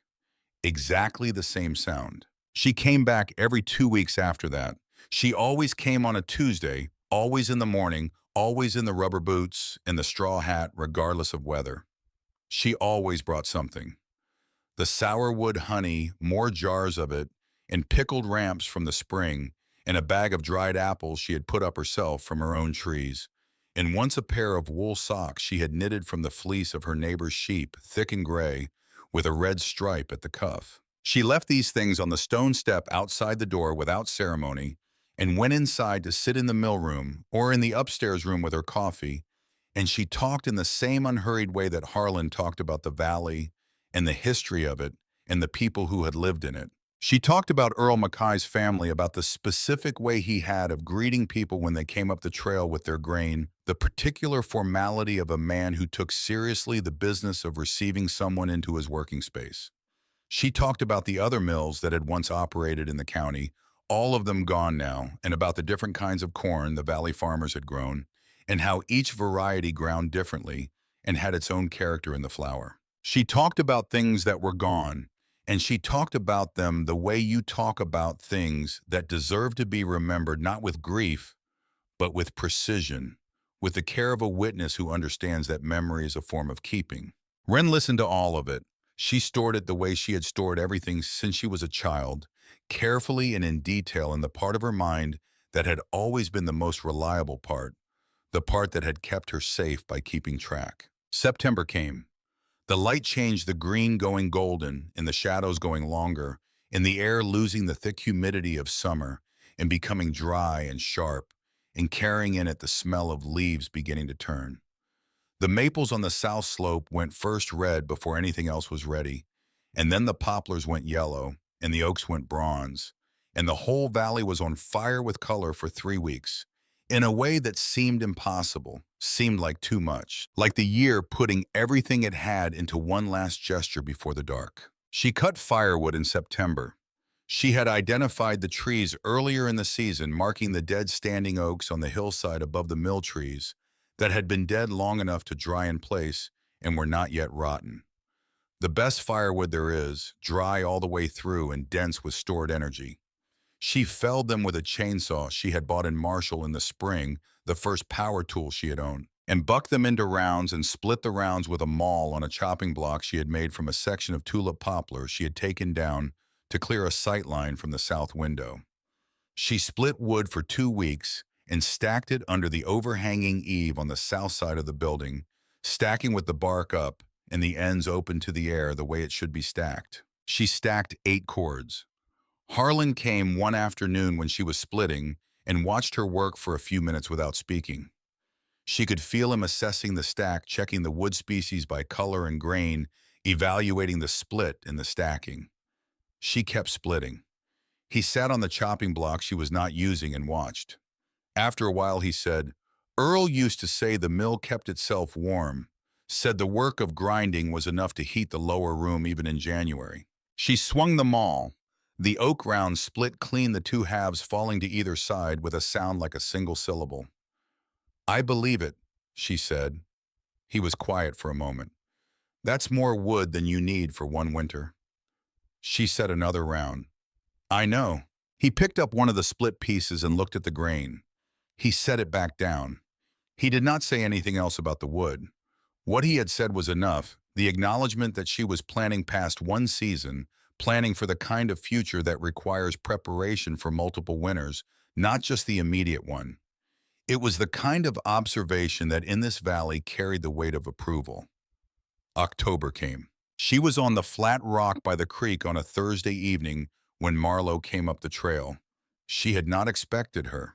She had not expected anyone that evening, but she heard the boots on the trail and looked up, and there was Marlowe in a canvas jacket and sensible shoes moving up the path with the unhurried competence of a woman who has been physically capable her whole life and sees no reason to perform otherwise. She sat down beside Wren on the rock without ceremony. She looked at the wheel turning. She looked at the water coming off the paddles in the late afternoon light. She was quiet for a while. "The flour is selling faster than you can make it," she said. "I've got 3 more bakeries asking." "I know," Wren said. "The stones can only go so fast." Marlowe nodded. She looked at the creek. The maples on the far bank were red, deep red, the color of old brick, and their reflections moved in the current in long, wavering strips. "I got a call this week," she said, "from the Madison County Preservation Society. Someone told them the mill was running again." Wren looked at her. "They want to nominate it for the State Historic Register," Marlowe said. "Apparently there's a process. Takes about a year. If it goes through, there are protections, tax benefits, grant eligibility for restoration work." She paused. "Also means no one can touch the building without your permission and a committee's review." She said the last sentence the way you say something that is the most important thing you have said, without making it obvious that it is the most important thing. Wren understood. The county that had tried to demolish this building twice would not be able to try a third time. The contractor who had decided the trail was too difficult for equipment would not get another chance to reconsider. The building would be what it was protected by the category of thing it had become, a place that the state of North Carolina had decided was worth keeping. "What do I need to do?" Wren asked. "Nothing much," Marlowe said. "They do most of the work. You just need to say yes." Wren looked at the wheel. She thought about the covenant in Earl Mackay's letter, the legal obligation she had assumed without knowing it when she set $10 on the clerk's counter in February. She thought about how that covenant had changed shape over the months, how it had started as an obligation and become something else, something she did not have a clean word for.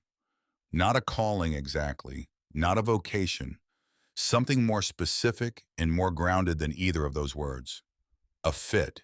The specific fit of a person in the specific place and the specific work for which they were suited in a way they could not have known in advance. "Yes," she said. Marlowe stayed for dinner. They ate soup Wren had made from the dried beans and canned tomatoes she kept on the shelf above the kitchen counter, and bread she had baked in the Dutch oven, set in the coals of the fire, and the sourwood honey from Nora Faye's jar spooned onto the bread, in the way that honey on warm bread deserves to be applied without restraint. Marlowe ate with the appetite of someone who spends all day around bread and still genuinely loves it. And she did not compliment the meal in the way that guests compliment meals to be polite. She ate it. The eating was the compliment. After dinner, Marlowe reached into the inner pocket of her canvas jacket and took out an envelope. It was a standard white business envelope with nothing written on the outside. She set it on the table between them. "The clerk at the courthouse called me last month," she said. "The one with the bolo tie. Said he'd been doing some research on the Mackay property file after you came in to register the deed." She looked at the envelope. "He found something in the archive, filed under the property record. Said he almost missed it because it was filed in the wrong section, miscategorized in 1962, probably by whoever was closing out the estate." Wren looked at the envelope. "He said it was marked for specific conditions," Marlowe said. "He said there was a note on the outside in Earl's handwriting." She slid the envelope across the table. Wren looked at it. She picked it up. On the front in pencil, in the careful hand she recognized from the letter in the leather pouch, was written a single line. "Open when the mill runs again." She sat with it in her hands for a moment.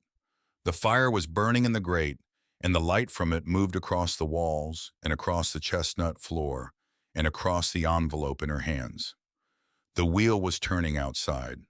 She could hear it through the stone walls, a low, constant presence, that she had stopped hearing as a sound and started hearing as a condition, the way you stop hearing your own heartbeat. She opened the envelope.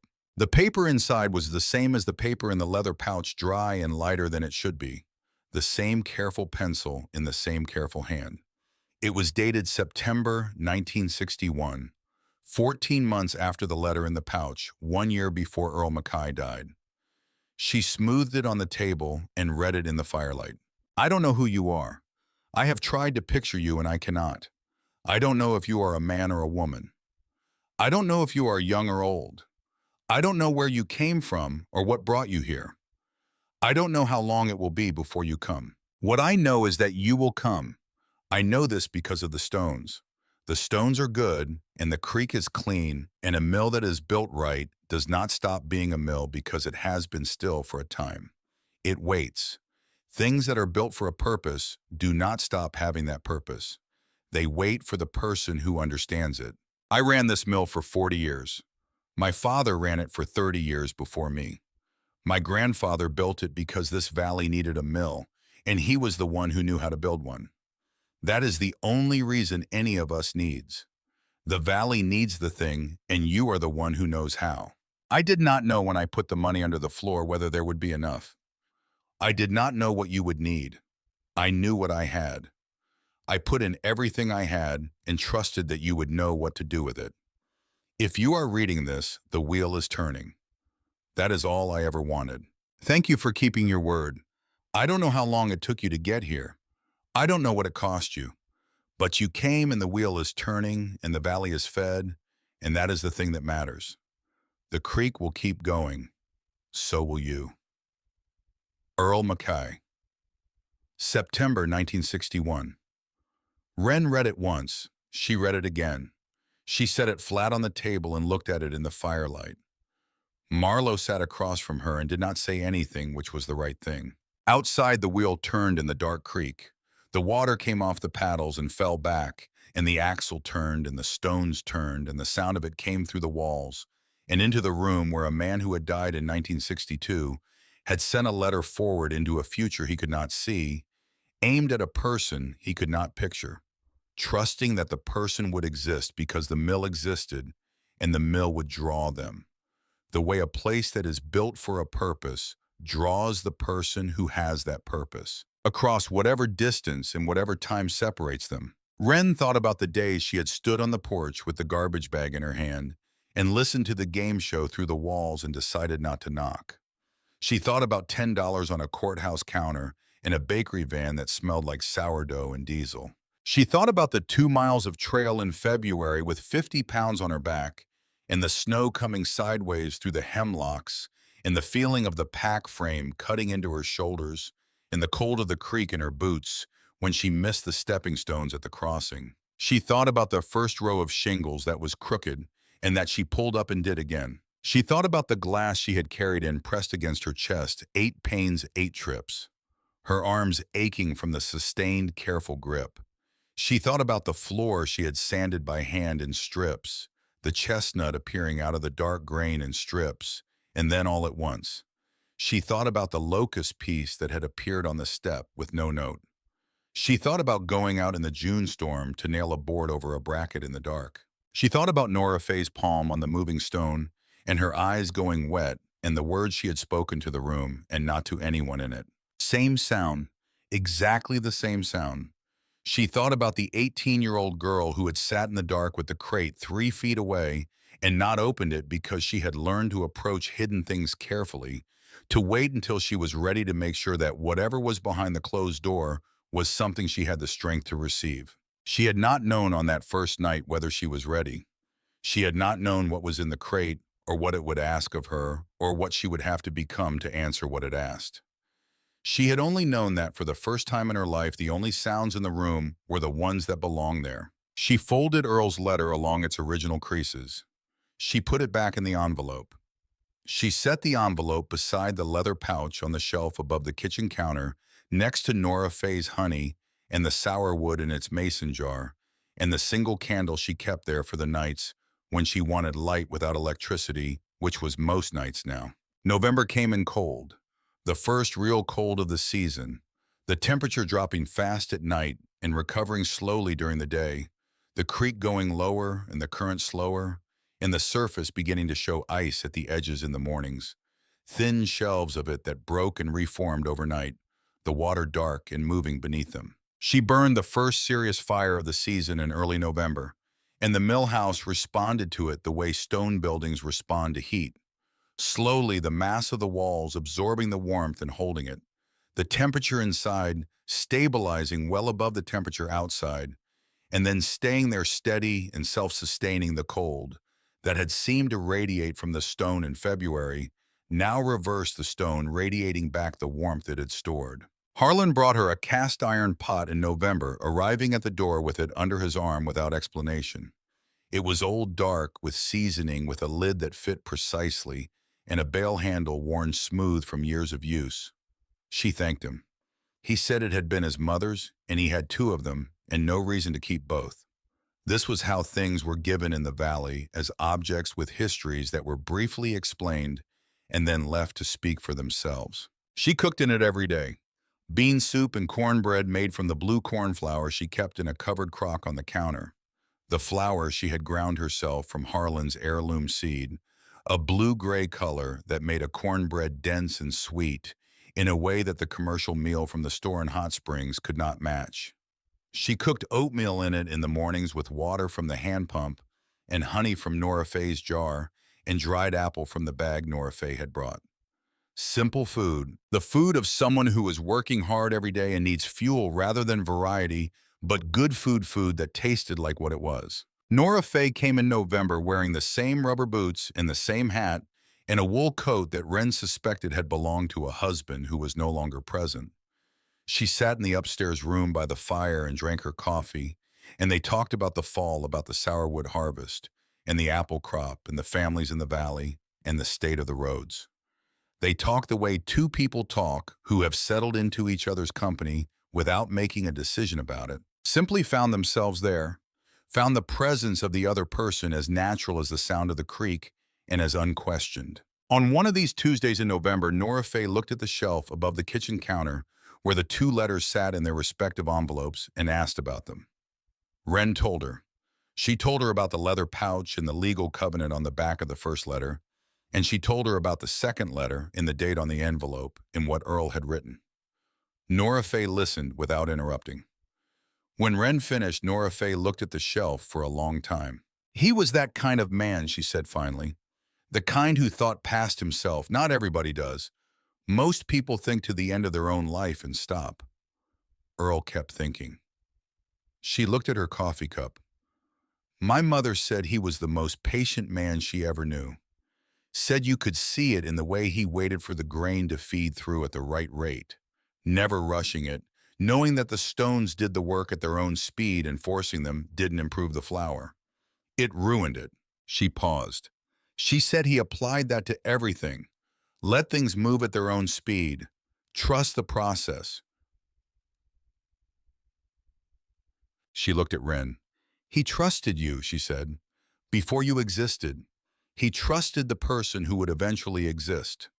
That's a different thing from trusting a person you know. It's harder. It requires believing in something you cannot see. The first snow came in early December. It came overnight, the kind of snow that arrives while the world is not watching and presents itself in the morning as a fact already established. The trail covered and the hemlocks bowed under the weight of it, and the creek banking white on both sides, and the wheel moving with snow caught in the moss between the paddles. Each revolution shedding a little of it, and each revolution accumulating a little more. She had put the snow boots in the gear room in October, the insulated rubber boots she had bought on Harlan's recommendation at the farm supply in Marshall, and she wore them now every day along with the wool socks from Nora Faye and the insulated jacket she had bought at the end of summer from the same second-hand gear store where she had found the pack frame. The trail in winter was different from the trail in any other season. Not harder exactly, but more deliberate. The packed earth that she had been walking since February was buried under snow that concealed the roots in the ice patches and the places where the ground was soft near the creek crossings, and she had to walk with a different quality of attention, a forward-looking assessment of each step, reading the surface for what was under it. She liked it. She liked the difference the snow made to the sound of the forest, the particular muffled quality of a snowed-under valley, the way the usual sounds were dampened and other sounds became audible that were hidden in warmer seasons. The creak of branches under the weight of accumulation, the soft collapse of snow from a hemlock bough, the sharp knock of a woodpecker working somewhere on the far slope. The creek, partially iced at its edges, made a different sound than it made in summer, lower and more interior. The voice of water moving in a constrained space rather than ranging freely over its stones. She kept the mill running through December and into the new year. The wheel turned more slowly in the cold, the water thicker, the mechanism stiffer until it warmed into its rotation. But it turned. She ground less grain in winter, the farmers bringing smaller loads, but she ground every week without exception, maintaining the operation that the covenant required and that had in any case long since stopped being about the covenant. On a Sunday morning in January, she woke before dawn and lay in the bed she had built from locust posts and chestnut planks and listened to the sounds of the mill house in the cold. The fire had banked overnight, the embers still hot enough to warm the room. The wood stove she had installed beside the old fireplace in October ticking softly as the metal expanded. The wheel outside turning in the dark water. The creek beneath her running under the ice-edged banks, insistent and unceasing. She lay still and listened. She was 18 years old. She had been 18 years old for 11 months. She would be 19 in March, and 19 did not feel in any way like the same age as the 18 that had stood on a porch with a garbage bag and listened to a game show through a locked door. She was the same person. She was not the same person at all. Both of these things were true, and neither of them resolved the other. She got up and put wood in the stove and pumped water and put it on to heat and stood in the kitchen in the gray pre-dawn light, looking out the window at the snow on the hemlocks and the dark moving water of the creek. The wheel was visible through the window, turning in the early light, the new paddles pale against the old dark wood, the silver arcs of water coming off each paddle as it crested. She made coffee. She took it outside in her boots and her jacket, and she stood on the flat rock by the creek in the cold morning air and held the mug in both hands and looked at the wheel turning. She thought about Earl Mackay standing here at this specific rock on mornings like this one, the wheel turning, the cold coming off the creek, the light beginning in the gap between the ridgelines. 40 years of mornings. The same view from the same stone, the same sound filling the same valley, the same mountains holding the same cold. She was 18 years old, and she had been here less than 1 year. He had been here his entire life, and his father before him, and his grandfather before that, and they had all stood in some version of this same spot and heard the same sound and known the way, things that live in your body rather than in your head, that this was the place, and this was the work, and this was enough. She thought about the letter. The creek will keep going, so will you. She thought about water, how it does not fight the obstacle, but finds the way around it, how it is not the water that shapes the stone, but the time and the consistency in the refusal to stop. She thought about being small, about being made small by a life that had rewarded smallness, and she thought about how the smallness had turned out to be preparation rather than limitation. The particular efficiency of someone who has learned to do a great deal with very little, to work in the space available rather than waiting for more space. She thought about her mother. She thought about the anatomy textbook on the shelf above the washing machine. She thought about the phone call Shelby had made to Marlowe 2 days before the garbage bag on the porch, the one small act of provision that was available to her, done quietly and without acknowledgement the way Shelby had done everything. She did not call. She had no way to call. But on a night in late January, she sat down at the table in the upstairs room and wrote a letter on a piece of notebook paper with a carpenter's pencil, the same way Earl had written his letters, and she addressed it to the house on the north side of Asheville, and she drove it to the post office in Hot Springs on Tuesday morning. She did not say much in the letter. She was not sure yet how much there was to say, how much of the distance between them was crossable, and how much was not. She said she was well. She said she had a place to live and work. She said the work was good. She said she had found a letter under the floorboards from the man who had built the place 100 years ago, and that the letter had told her something she had needed to know. She did not explain what it had told her. She was not sure she had the words for it yet. She was not sure the words existed yet. Some things require living through before they can be said. Some distances close slowly by increments so small you don't notice them, until one day you look up and find that what was far away is no longer as far as it was. And you cannot point to the moment when it changed because it did not change in a moment. It changed the way everything changes in this valley. The way the creek changes the stone, the way the seasons change the forest gradually and without announcement, and then all at once. She sealed the letter and drove it to Hot Springs and dropped it in the mail slot and drove back up the mountain road to the trailhead in the cold January morning and walked the 2 miles up to the mill, her breath fogging in the air ahead of her, the snow packed hard on the trail, the creek running dark and certain on her right. The wheel was turning when she got there. It was always turning when she got there. It had been turning with maintenance and with attention, and with the occasional piece of locust left on the step without a note since the last day of June, and she intended for it to keep turning through the 5 years the covenant required, and past them through the winters, and the springs, and the high waters, and the dry summers, for as long as she had the strength for it. And then she would figure out what came after that. She went inside. The mill room was cold, the stones not yet warm from the friction of the day's work. She opened the grain bin and took out a measure of blue corn and fed it into the hopper above the upper stone and watched it work its way down to the gap between the stones and disappear.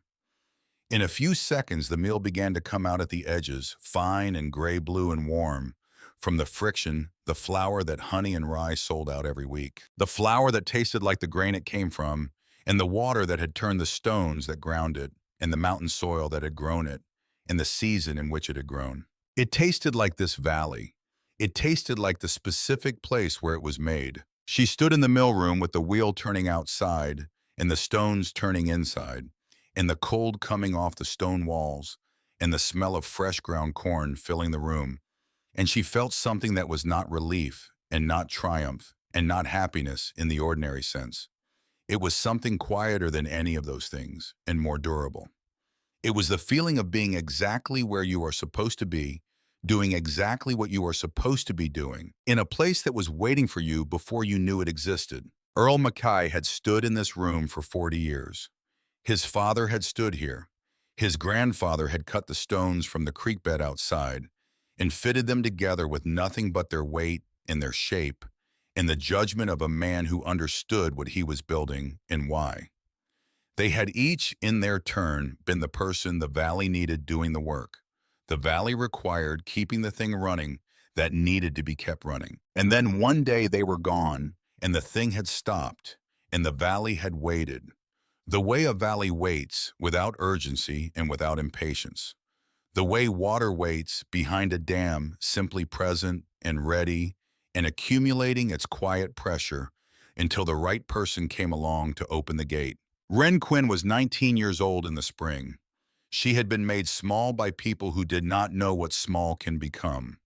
She had spent $10 on a floor and a wheel and a set of stones and a letter from a man she would never meet who had trusted her before she existed, who had structured his life savings around the belief that someone would come, that the right person was always out there somewhere, that a place built for a purpose would always find the person who understood that purpose, given enough time and enough patience and enough faith in the simple, persistent fact that some things are too well made to stop. The creek kept going, so did she.